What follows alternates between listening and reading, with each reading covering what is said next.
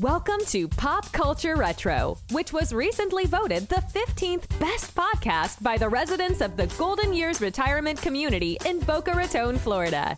Each show, we'll revisit some of your favorite pop culture memories with insider and outsider perspectives. Now, please help me welcome your hosts, Ike Eisenmann and Jonathan Rosen. Hello, and welcome to another edition of Pop Culture Retro. Today, we are thrilled to welcome a very popular teen idol of the 70s, someone who graced the covers of multiple editions of Tiger Beat, and the lead singer of the DeFranco Family. Please help us welcome Tony DeFranco. Tony, thanks so much for joining us. Oh, hey, I appreciate you wanting me on the show. And, great, my pleasure. Just one more opportunity to hear multiple Tiger Beat covers. I'm excited. Woo! We actually had on. You met Ann Moses. We had her on before too. Did you meet her when you were doing all the Tiger Beat stuff? I don't think so. No, I'm like I don't. Something's weird about me because I was never a druggie. I never became a hard alcoholic. I enjoy drinking, but certain. I mean, maybe because it's been so long ago. I'm like, I know the face. I remember the names, and it's like. It's all becoming a blur, and so I'll call my siblings up. And I'm like, do you remember this? And everybody's got a different memory. Everybody says it differently. Like, oh, great. That doesn't help. So. Well, let's start with your parents. You're originally from Italy and moved to Canada, where you and your siblings were born. Were your parents very musically oriented? No, not the words vary. So my dad had a passion for music. Mm-hmm. My dad had a pretty good voice. He could sing. So he had this desire to have his kids be musicians and be on stage. And so he created all of that. So we, in the Niagara Peninsula of Canada, we'd go from playing, parks, weddings, whatever. And included in that, my dad would get up and he'd sing, "Oh Solo Mio," and, a couple of Italian songs. But so it was my dad's passion. And one of the first things he bought when he immigrated to Canada was a guitar with little money he had. And he loved it. Well, did they kind of push you into it, or did you have a desire to start out at such a young age? Do you have a choice when you're 4 years old? No, not when you're 4. I did when I was 9, but four is 4. Yeah, you're right. Yeah, you know what? I didn't think anything of it because my siblings were all older than me. Benny's playing the guitar, Maurice's playing the accordion, Marlena eventually got the drums, and they said, "You go too, kid. You're the small monkey. Go get him." I'm like, "Okay, I'm in." So. Well, at the beginning, you all just, I was reading, you were an instrumental group, right? Called yourselves the DeFranco Quintet, playing at events, like you just said, banquets and weddings. So what made you all decide to do that to begin with? And did nobody think to ask, like, can any of you sing? I mean, Yeah, good question. Just, it never came up until, I'm thinking maybe I was 9 or 10, and my mom basically bribed me $5 Canadian to get up on stage. I think it was at a wedding and sing "Hey Jude." So I got my $5 Canadian and never looked back. It's just like, so nothing ever talked about before. No one like sang around the house and say, "Hey, maybe we should incorporate that." Interestingly enough, no, not really. It was all instrumental, and then my dad would get up and sing, but he never, unless I'm mistaken, I don't recall him telling us, "Okay, we need to start singing now, and who's going to do it, and here's what I want you to do." It never, I don't recall it going down like that. Wow. So you transitioned into a singing act. So was there any discussion ever of like who should be the lead, or is it just something that was decided because of groups like, the Osmonds and the Jacksons, that you'd be the lead since you were the youngest? Yeah, maybe I was like the front guy. I mean, it started off, it took a lot of talent because I started off with maracas, so to learn the maracas, the learning curve was, pretty short. but I was up front and center. But yeah, maybe it was the era, it was the time. You know, you had the Osmonds, you had the Jacksons. For some reason, the youngest sibling was up there front and center singing. And you know, lo and behold, I could belt for a 10-year-old kid. Oh man. Oh, for sure. I could belt a tune. That's amazing. Was there ever any kind of resentment or any of the others being upset that it wasn't anyone else getting a turn at the lead? I don't think so. I never got the sense that somebody, you know, in the family said, "Hey, I want to be the lead singer." They were supportive of it, and they were much better musicians than I, because maracas don't take you too far. And then I learned to play the bass. I'm a pretty good bass player, but again, it's been so many years.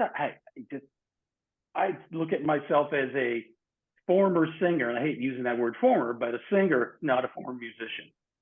So you all start singing, and so this I didn't understand how, like, you were put on the cover of a teen magazine spec before you really got famous. I mean, how did that come about? I mean, really? Yeah. Okay. So it's a bit of a roundabout story, but there was a man named Ron Myers that saw us play in a public park in the Niagara Peninsula. He came up to my dad and said, "Hey, I think your family has something here. Can I come over to your house, listen to you play, take photos, and record demos, you know, little basement demos," right? But recently I was listening to them. I'll share that with you later. But he record demos, and he sent photos to the publisher of Tiger Beat magazine. He sent photos, which was in LA, in Hollywood, to the publishers of whatever other magazine was in New York City. Got a response from Chuck Loffer. Chuck Loffer was the publisher and owner of Tiger Beat magazine. He flew us out and did a little test run on Tiger Beat, like, you know, to see how the girls would react. And apparently it went well. No, did your parents like think, isn't it odd, like a guy comes up to you in the park, "I want to take pictures of your kids"? Just like, well, you know what, if that would happen to me when my kids were little, I'd be like, "Get the hell out of here, dude." You know, but my parents were pretty trusting. Thankfully, nothing bad happened. You know, it was all with positive intent, and we got a record deal. You know, so it all worked out to our favor.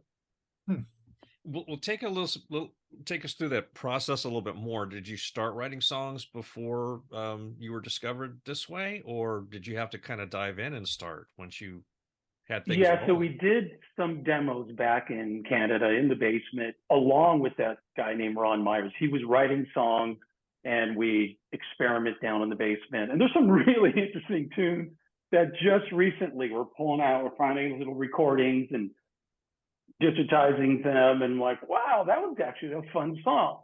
My wife recently heard one of them and can't get the song out of her head, but it was never released, never used. It's just a basement, one microphone in the room picking up the sound. When we got to Hollywood, we weren't viewed as, you know, songwriters and not even necessarily musicians. It was more, you're the front, so we're going to turn you into dancers and singing while you dance. So the musicianship and the songwriting, that was all secondary. When we got a producer, Walt Mescal, we went through demos. I would go to his house after school, and he'd start teaching me how to sing properly, how to use my diaphragm, so I didn't get nodes in my voice, which I ended up getting nodes anyway. But yeah, so the songs we did not write, is what I'm getting around, unfortunately.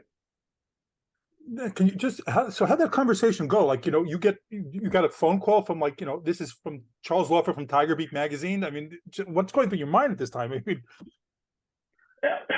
for me, I was what, 10?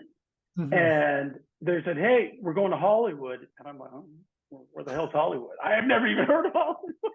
I was so gullible. I was so into my little world in Canada. You know, I'm happy to play street hockey and go home and do the occasional gig on the weekend. So when we got on that, that roller coaster ride that I would like to call it, was suddenly we're like, hey, we're going, and I can't remember the timeline, but it was pretty quickly, maybe in a week or two, we're going to Hollywood. Yeah, we're going to Hollywood. We met up with Chuck Lawfer at his home, and we sang in front of him in his living room, from what I recall. And so it was only the second time I'd ever been on a plane. I was wide-eyed by everything, including palm trees. Oh yeah, that's always a big deal, man. The first time you see palm trees everywhere, it's like, oh, what planet am I on? Yeah, I'm like, what is that? You're coming from Canada and Niagara Peninsula. What's a palm tree, right? So, and they put us up at the Sportsman's Lodge, which was the place to put up people back in the day. Maybe still is. I don't think so. When you came to Hollywood, that was fun. Was everyone else? I mean, you said you weren't aware, but was everyone else, like in your family, was like they making it? They impressed upon you like this is a big deal? Yeah, we were all excited once we got the gist of it, but I mean, they even took us to Disneyland, and we were excited about that. I had never in my life imagined that place existed, and today I've been there so many times. I'm like, whatever. Sorry, Disney fans. Sorry, Ike. No, it happens. Look, I live near Disney World, and you go enough times, and the same thing happens. Okay, I had my fill. Then you want to see it again through your children's eyes. Yes, and the grandchildren. Yeah. I give it a little time, and the wonder definitely comes back. So when you performed for Lawfer, did you play your own songs or covers of other things? I think it was a couple of the songs that Ron Myers had written for us with us. And I wish I knew if we sang Hey Jude or some cover, but for sure we sang a couple of the Ron Myers hymns. And we even had a little ditty written for the family, that my brother recently sang at Christmas, and we all jumped in impromptu. I'll give you a few let's let them hear that. Yeah, but you gotta remember, picture the whole family singing this in unison. I'm gonna try and remember the lyrics. It's, we're the DeFrancos, just a family like any other family, but lucky DeFrancos, lucky to be loved by you. I'm going to cut it off right there, but it goes on and on. So he offers. So right then and there, he offers to become your manager and seek out a record deal. Because it's incredible to me. Like just a short time before, you're like at banquets, doing banquets and weddings, and now you're going to have Time magazine. Yeah, you know what? But that's they call that an overnight success. However, I had been on stage since I was 4, maybe younger. I don't know. But the transition into a record deal and having a hit, that was pretty quick. I mean, that was maybe 6 months to a year. Yeah, probably a year. Oh, wow. So when you signed your deal, was there any discussion on how to package all of you, or did they kind of just make those decisions for you? Definitely. I mean, if you look at I won't show you the album cover, but it's the DeFranco Family featuring Tony DeFranco, and there was conversations about that, and I don't know. And that's what they started. I just think it was just a given, because Lawfer wanted to promote me as the teen idol, but they wanted to understand that it was the family. So how do you blend those two together, right? And so they got you like a choreographer and everything at that point? Oh, yeah. So then I believe we were supposed to go on Bandstand, and they got us a choreographer. And the first time we were in Bandstand, I think the consensus was everybody loved the song, and everybody thought the choreography was odd and weird. And so whatever the case was, but we were doing these heart shapes and pumping, whatever we were doing, right? So they didn't dig it. And then they ultimately hired Jaime Rogers. Jaime Rogers was really popular choreographer back in the day. He did all the Dr. Pepper commercials. He was a super cool guy. And he just worked us. He just like, you know, some of us had 2 left feet, including me probably. And it's like, work it, work it, work it. So they had to get in sync behind me. And I can always break out and, you know, do my thing because I was the lead singer. So I got away with some of the wrong steps, but who cares? So you have, so Heartbeat to Love Beat shoots up the charts. I mean, so what's it like the first time you hear your song on the radio? I mean, at that point. You know, what's interesting is like, to this day, people talk about, oh my God, if I could have a hit record, could I have a hit record? And they're hoping and wishing and praying. But because I was so naive, we were in the studio, and that song was so infectious. I never imagined that wouldn't be a hit, Really? which is completely stupid, which is completely, right? Completely stupid. But, you know, maybe it was the power of positive thinking, because shortly thereafter, it's on K93, KHJ, you know, the only station to be on the West Coast. And we just flipped out. And then every time we changed the station, it was on some other station, and we were just in the car listening to different stations. It's such a great song. You know, it's still played all the time. When you listen to all these stations, you still hear it all the time. It's the song that keeps on giving. A couple of years ago during the Rose Parade, and I rarely watch the Rose Parade, we wake up, my wife and I are having coffee, TV's on quiet, low in the background, and I'm listening. I'm like, hold on. I'm like, find the remote. I turn it. I'm like, they're playing Heartbeat during the Rose Parade. And they did it 2 years in a row for one of the children's hospitals float. So, yeah, it's just it keeps coming up, and I'm grateful for it. That's absolutely awesome. So back when all this blew up, Tiger Beat also starts plastering you on so many covers. How fast did your lives change at that point, and in what ways? So it was pretty much nonstop, either rehearsals to prepare for going on tour. Now, not only were you preparing and learning the songs for live performance, you're also incorporating the dance moves with it. Which songs would we play our instruments? Because we had a backup band as well. Which songs would we play? So it came together pretty quickly, but it was kept us very busy. So, you know, we were required to go to school, of course, to the private school in Hollywood for whatever that was worth. And after school, we'd go to the rehearsal room and just practice the rest of the day and back at it again. So, and simultaneously starting to go over songs for the next album. With the producer. Well, that leads me. I mean, now I'm curious. How was like life at school for you? I mean, were you royalty? Was there jealousy? What was that like? Was it, you got to be like the most popular kids then? Well, okay. So when they first brought us out, they sent me to a regular public school, North Hollywood. Wait, what was it? Oh crap! Walt Whitman Junior High. Whitman, something with the Walt in it. See, I'm telling you, my memory of like, block it out. I'm not trying to block that out. But yeah. Oh, Walter Reed Junior High in North Hollywood. And I was still pretty little. I was a short little kid. And I went from, you know, the schools in Canada, which, okay, I was still short, but you come here and in junior high, the kids are like twice my size. They look like they had beards like yours. And the girls were tripping out because I was on Tiger Beat, you know, cover, and these guys didn't like it.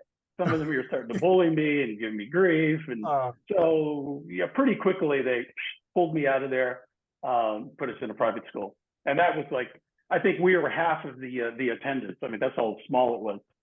Wow. Yeah, was it Hollywood Professional? Is that the one you attended? No, Colin McEwen. It was right there. Cahuenga, yeah. Colin McEwen. I don't know. It's Colin or Colin. I'm not familiar with that one. And because I went to public school, thankfully didn't get harassed as much as you did, so I was able to somewhat survive it. But Yeah. I know a lot of my contemporaries all went to, it was called Hollywood Professional, one of the Right. larger ones. And it's like nobody bothered you there because like everyone was working and everyone was a jaded performer by the time they were, 12 years old. So it was hilarious stuff. Yeah. So, and then I went to another one, and for the life of me, I can't remember the name of it, but and it was just me at that point because everybody else had graduated. But I also say it's like wealthy kids and celebrity brats. That's all that was there. wow. That was the extent of it. So then you start appearing on some TV shows like the Jack Benny Show and American Bandstand Yep. and Dick Clark. You were on Bandstand many times. Were you at all intimidated by meeting all these TV legends? And what was that like for you? You know what intimidated me the most? The camera going on. Because I can get on stage in front of people. I could sing. I can get in the studio. Never bothered me. You'd get butterflies a little bit. But for some reason, the camera would always trip me up. And, Dick Clark, the amazing gentleman, he would talk to you before and guide you through, okay, here's what we're going to do. I'm going to introduce you. I'm going to go through, ask you a couple of questions, and then we're going to exit this way, whatever. But he made you comfortable. Jack Benny, I don't know if he barely spoke to me, but I have a picture here somewhere. Can I get up and grab a photo? Of course. Oh, yeah. I'd love to see that. Yes. 1 second. Guys, can That's fantastic. Yes. Amazing. That's good. Oh, I'm a huge Jack Benny fan. That's Yeah, fantastic. so I still have this jean jacket to this day. And it was on the cover. I don't know if it was TV Guide or some, television guide at the time, which of course TV guides don't exist anymore, as far as I know.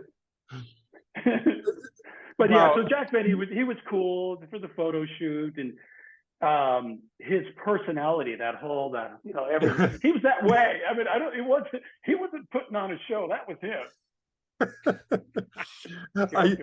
I do have to ask about one other show that you were on, the Sonny and Cher show, because for anyone who follows me on social media knows that I'm in love with Cher. So since you met her in person, what was that experience like? Oh, well, I don't want to burst your bubble, and I don't have anything bad to say about them, but I think here's my take on it. When we were on the show, they were on the outs. Okay. So you can actually be like, hey, we want to go meet Sonny and Cher. I'm like, Felt the tension? oh, that's not a good idea. And then we saw them coming to the dressing room. They weren't talking to each other, and there was like negative. It was dark energy. I'm like, oh, okay. Sorry, Cher. Everyone that bursts my bubble on this show, it doesn't matter. So it's like I always hear about people that I like, and I like always say, well, I hate to tell you this. Yeah. It's like we were surprised you even meet people. They're like, you're on that show. Would you they think that you go out and you have drinks after or whatever. Oh yeah, absolutely. They always do. They think you have this sudden social life with them, and yeah, that's awesome. Well, I get emails to this day that people are like, say hi to Donnie, say hi to whoever. I'm like, yeah. What do you think? I'm best friends with Donnie Osmond? Maybe, if I ran into him, we on occasion, hey, what's going on, buddy? But that is it. We don't live in the same neighborhood.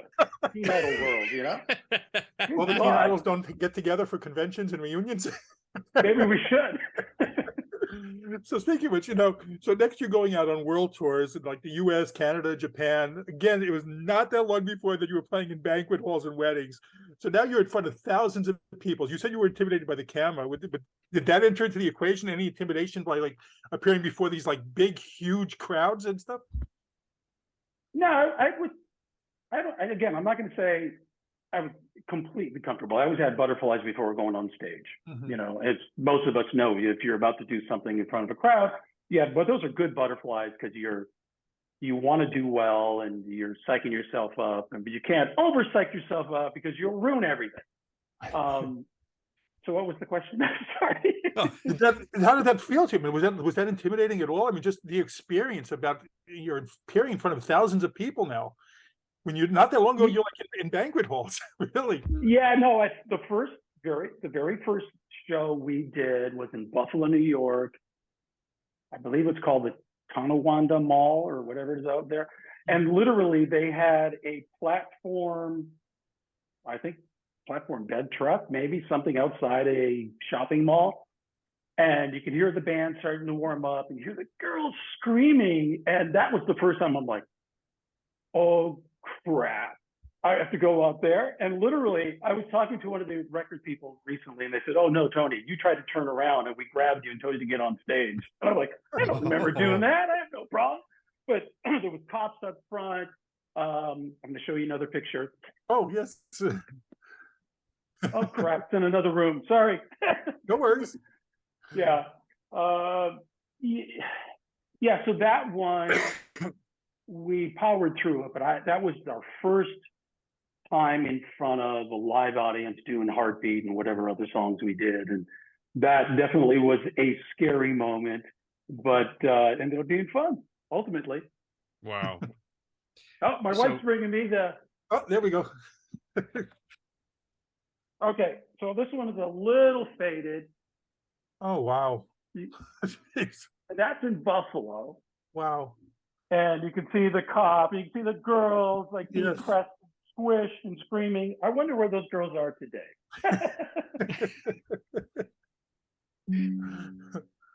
Sorry, I'm back. Well, no, that's okay. But I mean, speaking of exactly that, were there any crazy stories about fans during this time?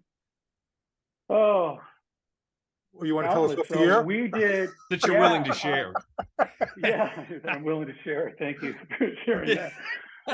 So we were doing a show in Chicago, and apparently the place was so loud you really couldn't hear what we were doing, what we were singing. But they didn't have enough security. They stormed the stage. We're literally trying to stop and escape and get backstage to our dressing rooms. They tried to clear the stage, came back out. Everything was a disaster. So they had to set up this stuff again. I think we finished the set. I can't remember. And then we tried leaving in the limo, and they piled on to the limo. Oh, wow. The poor limo driver was scared out of his wits. So yeah, good time. And then, so the biggest crowd we played in front of, we went to Japan, and I believe it was in Tokyo. It was a stadium, and I'm hoping my memory's not exaggerating, but I think it was like 30,000 screaming girls. Mm. But it was with a Japanese family that was famous in Japan called, okay, I forgot. The Finger Five, okay, called the Finger Five. And the night before the show, they said, oh, by the way, here's the show you're going to do. They're like, excuse me? What do you mean the show we're going to do? Oh, you're going to sing their hit in Japanese, and they're going to sing your hit in English, and then you're going to go on at the end and sing Oh Happy Day together. I'm like, well, first off, I don't know their song, and you're giving me 24 hours to learn it, and I don't know Oh Happy Day. But when you're that age, they tell you what to do. You step up, you learn it, and we did it. It was fun. Wow. Oh, good for you. Wow. And recently, my brother Benny found the recording and sent it to me, and I was like, wow, okay, so I sang in Japanese. I had no idea what I was saying, but... Oh, you have to post that one on your social media. Yeah, maybe. So when you performed I'm curious of this one, when you performed in Canada, you're playing in front of people, some of whom you probably grew up with. I mean, so did you ever hear from them all of a sudden now, like, hey, Tony, remember me? Yeah. I have a lot of people that reach out, and some of the people that I actually was best friends with as a child, I haven't heard from, and that's how life rolls. But other people, they reach out and they're adamant. They were my best friend in Port Colborne or best friend in Welland. I'm like, yeah, I know. I'm like a small group of people that I had friends with. And I'm like, I've never heard of this person before in my life, but I don't want to insult them. And I'm like, okay, we were best friends. Maybe we went to the same school together, and in their memory, not to insult people, they thought we were best of buds. I don't know. Well, you touched upon it briefly there. Now, I suppose it's only natural that, you were compared to other family groups of the time, like the Jacksons and the Osmonds. So Yeah. did you ever meet in person back then? And did you ever feel like any sort of rivalry, or was that like more media, narrative driven? With the Osmonds or the Jacksons. Yeah. So when we lived in the Valley, San Fernando Valley, the Jacksons lived in Encino. We lived in Tarzana. We'd see them all the time, and Sure. definitely I didn't feel any rivalry, but they were always so friendly. Really, a good group of people. Michael went to the same private school that I went to, but he rarely showed up at school. Maybe he was required to show up X amount of times. But I'll give you my little Michael Jackson story. I remember I was shooting basketball with a couple buddies of mine down at the school. And I look up at the steps and Michael's standing at the top of the steps. Now, bear in mind, I can't play basketball. I'm not a basketball player. But making the effort. And so hey guys, I'm gonna go get Michael. Hold on. So I run up the steps. I'm like, Michael, come on, shoot some hoops. But I knew his brothers loved to play basketball. I didn't know if Michael did or didn't. And he's like, no, Tony, that's okay. I'm like, no, Mike, come on, Joe. She's like, no, Tony, I don't like to sweat unless I'm on stage. I'm like, okay. And I patted him on the shoulder and walked away. But that was Michael. He was the nicest guy. And how about Donny Osmond? You know what? Rarely met him. Met them a few times. Spoken over the phone, but yeah, I mean, no, not much of a connection. I appreciate that he hung in there and didn't give up on his career and kept on singing. And if I have one regret in life, I think I gave up too soon, or I quit too soon. Wow. Well, there it is. Yeah. Boo-hoo. Yeah. Anyway. But you had several hits, but after a few years, the music scene in the country was really changing fast. It was changing fast. And it just affected all of you, right? Yeah, so it wasn't. So first off, most artists that have a hit record, they're good for one record, maybe two, right? So if you just kind of look back at the history, think about the quantity of artists that stick around decade to decade. It's few and far between. So having said that, you have this, I was getting older. My voice was dropping. I was actually now shaving. Disco hit.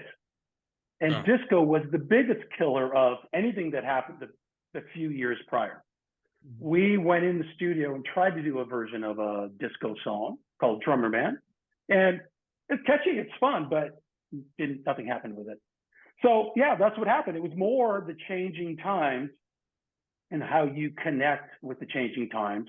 Also, the radio stations are always looking for the next ear candy and your yesterday's news. So trying to impress them gets harder and harder. Well, so I was reading that they brought in Mike Curb to manage you. Right. And he had been a big music producer as well, and he wanted to change your style of music. And that's what I was reading, that you what were those conversations like? I mean, yeah, that's what I get. So. Yeah. I don't have good memories of that. I'm not saying anything negative about him. He was nice enough. I remember going to his house, and Michael Lloyd was his co-producer. And on the piano, I believe, or I think Michael Lloyd was on the piano. They ran a couple songs through, try to get a key, for me, and it was all nice. And they said, well, you'll hear from us. Well, the next time I heard from them was basically our management saying, they're ready for your lead vocal. The tracks are done. I'm like, what? Wait, they just went ahead and recorded the songs and we weren't involved or participated? And yeah, they're ready. You have to go to the studio, show up and do your vocals. Well, I show up and do, and I'm listening to the songs, and it just was not the style that the sound that we had. It sounds, and this is not a slight on the Osmonds, it sounds like an Osmond redo or an Osmond family leftover. And that was Michael's sound. And I'm like, I didn't dig it. I wasn't into it, and sang it anyway because I did what I was told to do. Oh. Yeah. Well, we've had am I being too open and honest? No, not at all. no. I mean, this is, hey, look, it's the nature of every creative industry, right? When you're trying to take the next step or move things forward, or other people with other ideas get involved, and so yeah, that can be often difficult to manage. Right. But also part and parcel to that, when we've had several musical acts on this show, and pretty much every one of them had the same thing to say, including an old friend of mine in the music business, that they were taken advantage of and robbed and didn't get all their money or lost all their money. Did you feel like that was happening to you at the time? Yeah, I think pretty much everybody from the 60s, 70s, 80s, probably to this day, signed terrible contracts. And look, I've gotten over it, but yes, the contracts that we signed were definitely not favorable financially, and we never saw proper accounting of any money ever. And then my dad made a stink about, well, hey, we need a proper place to live, because they had a rental for us in Hollywood. So they helped us put some money down to purchase a place in Tarzana. But there was no accounting for where that money came from. It was like, here you go, here's some money, shut up. So, and again, I don't have any ill will towards Chuck Lawfer for everything that went down. That was commonplace back then.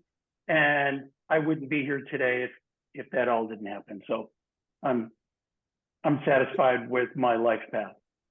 No, is that the right way to say it? No, this seems pretty much the same theme, the words that you just said, like, all of a sudden when we wanted something, it was given to us, and then just like, be quiet, go on your way. That seems like the thread. Yeah, I mean, it's pretty common, but, I start thinking about the people that are having hits today, to talk about just like teen pop hits. They don't understand that who paved the way for them. And you're hearing about them making millions and millions and millions. You're like, damn. So something's changed somehow, or they just, contractually, they're benefiting, but that's on the backs of all the people that didn't make any money. Yeah, maybe 100% right. Yeah. So when the decision came to ultimately disband the group, was that tough for all of you, or did you feel like, that it ran its course and then, let's go on? Yeah, I think it was partly driven by me, but everything was changing so quickly. We had gone back in the studio. We attempted to do a disco song. And like everybody knows, in the industry, you go from an A-list, where you're performing, B-list, C-list, D-list, and next thing you know, you're kind of doing these little fairs out in the middle of nowhere, and we couldn't sustain it. And then ultimately, I wanted to just try and do something on my own. I did some demos that I thought were pretty good, but nothing came of them. Well, so here you are, been doing music pretty much all your life. Did you run into the situation where you're worried at the time? What do you guys do now? What do you do now? And did you have any thoughts about, where to take your professional life past all this? Absolutely. What do I do now? Because I went from being everybody wants a piece of you, right? Everybody wants to be associated with you. I'm sure you went through the same thing. To no one's returning your calls. You're not getting current deal. Basically, what do they say in Hollywood? You can't get arrested. So and exactly. Think about it. And I was maybe 19, 20 years old. I'm like, oh. So I felt lost for quite some time, trying to reinvent myself. I stayed in the music world behind the scenes, helping coordinate recording sessions for international record companies that would come to LA, because I knew the studios and knew which studio cats to hire and all that. But that can only go so far. And ultimately, I just said, you know what, the music world is not for me anymore. It's a young man's game. And I got tired of the egos. And so I told myself I'm going to transition into real estate. And my friends were like, what? Are you kidding? Why? I'm like, because I'm my own boss. I can set my own ceiling. And I've done great from the very first year, and I haven't looked back. That's Oh great. man, that's fantastic. Yeah. And the family's still very close to each other, and everyone regularly keeps in touch still now? Yeah, so we're all within like an hour's drive of each other, and we Hmm. all got together over Christmas. I saw those pictures. Yeah, I don't know if we're as close as we used to be, but that's kind of normal. It's like everybody's got their own lives to lead and their kids, and life goes on. Well, what are they all doing now? Two, three. Hey, they're all retired except me. Oh, That's what they're doing. Benny worked for Disney Studios animation department Oh, wow. for years and years and years and years. Just retired during the pandemic last year. Yeah. So, and you run the when you DeFranco start family. asking what people are doing, and we're all in our 60. I'm 63, and I'm the youngest. Right. So yeah, they're all retired. So you run the DeFranco family Facebook page. So like, how often do fans reach out to you still? A lot. Yeah, I'm kind of there. I get crap from fans who are like, you need to post more, you need to respond more. It's like, yeah. Well, you were reaching out to me on Messenger, and I'm like, hey, dude, text me. I don't go on there all that often.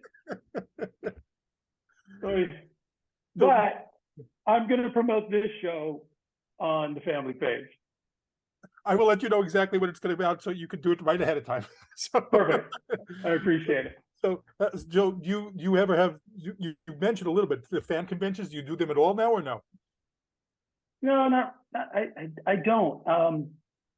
It's not something that. So I get calls from promoters for either joining some '70s show, right? Come to wherever and do a show, and I'm like, well, I don't really do anymore. But Tony, don't you miss being on stage? I'm like, yeah, when I'm on stage, I love it. I have a good time. And I'm like, well, talk finances to me. I'm like, oh, well, we're going to pay for your flight, and we're going to get you a room. I'm like, yeah, I hope so. Let's talk finances. And literally, they want you to come do it for fun and for free. And I'm like, I'm going to leave my business, where I'm doing really well in real estate, to fly halfway across the country so I can do that. Hey, look, I'd love to be up on stage, do a handful of songs, but it also has to make sense economically. So will there be a full-blown ever DeFranco family reunion? Yeah, so I put it out in the universe that this November,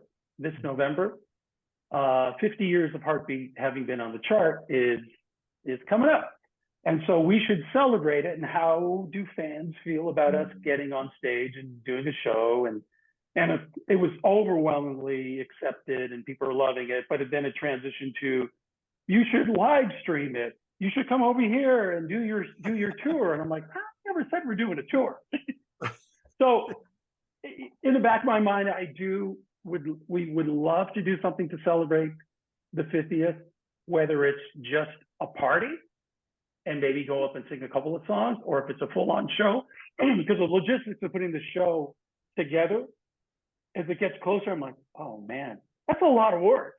And people don't realize, I mean, especially when you're 63 and haven't sung in years. The last time I sang was at Dodger Stadium, 8 years ago. I sang the national anthem. So I got to get the chops in shape too. Well, and speaking of that, I have a grudge against all the new pop singers today, because I actually had to sing, and I didn't have auto pitch. If you got it wrong, you sang it until you got it right. Not this auto pitch crap. You know what? Have a heart. Put your big girl pants on and tell them to shut off the auto tune when you're singing. We'll see if you can really sing. Yes. Yeah, we'll see if they can really sing. Well, if you do the reunion, you're welcome back here. We'd love to have you back. Well, anytime anyway, but we'd love to have you all back if you want to do that.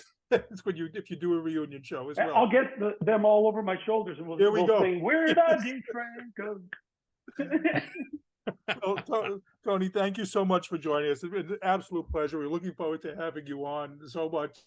And well, thanks for having me. It's been a blast. Fan. I appreciate it. And look, and again, anytime you want to come back, you're more than welcome. Let me know. I'll see if I can dredge up a couple more memories and try not to bag on anybody. No. Well, this has been Pop Culture Retro. I'm Jonathan Rosen with Ike Eisenmann. And again, a very special thanks to Tony DeFranco. And please subscribe.